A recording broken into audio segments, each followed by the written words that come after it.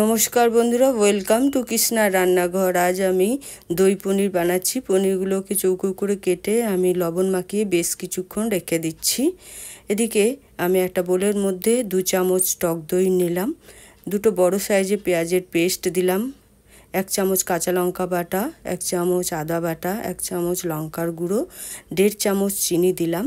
এবার খুব ভালো করে মিক্স করে নিচ্ছি। বন্ধুরা, রেসিপিটা ভালো লাগলে ইউটিউব থেকে দেখলে সাবস্ক্রাইব, লাইক, শেয়ার, কমেন্ট করবেন।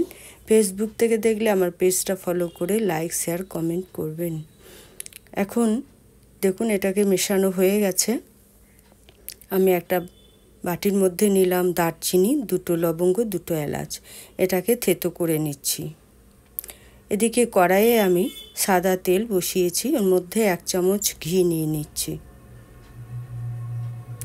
তেল আর ঘিটা খুব ভালো করে গরম করা হয়ে গেছে। এখন আমি যে থেতো করেছি গরম মশলাটা, সেটাকে দিয়ে খুব ভালো করে নাড়াচাড়া করে নিচ্ছি যতক্ষণ না একটা সুন্দর ফ্লেভার না উঠছে।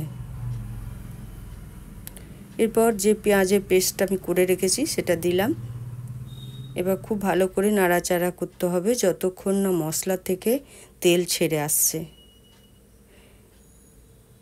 বন্ধুরা, আমি এর মধ্যে দিয়ে দিচ্ছি স্বাদ মতো লবণ,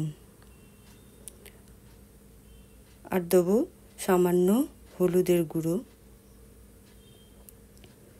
এবার খুব ভালো করে কষিয়ে নিতে হবে মশলাটাকে। এদিকে আমি কিছুটা কিশমিশ পেস্ট করে নিচ্ছি। ততক্ষণে দেখুন মশলাটা অনেকটাই তেল ছেড়ে এসেছে, আরও একটু কষিয়ে নিতে হবে।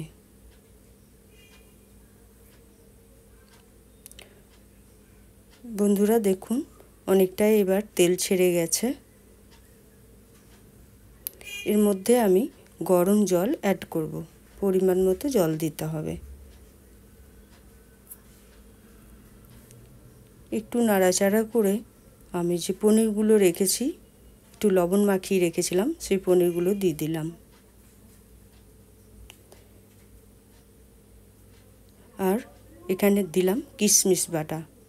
এরপর আমি 5 মিনিট একদম লো হিটে রান্না করব। দেখুন 5 মিনিট পর ফিরে এলাম। একটু নাড়াচাড়া করে নিচ্ছি। দেখুন পনিরটা কিন্তু সিদ্ধ হয়ে এসেছে, মশলাও ঢুকেছে। এখন আমি এর মধ্যে কর্নফ্লাওয়ার গুলে একটু দিয়ে দিলাম। তারপর একটু নাড়াচাড়া করে আমি গ্যাসটাকে অফ করে দেব। আমার রান্নাটা অলরেডি হয়ে গেছে।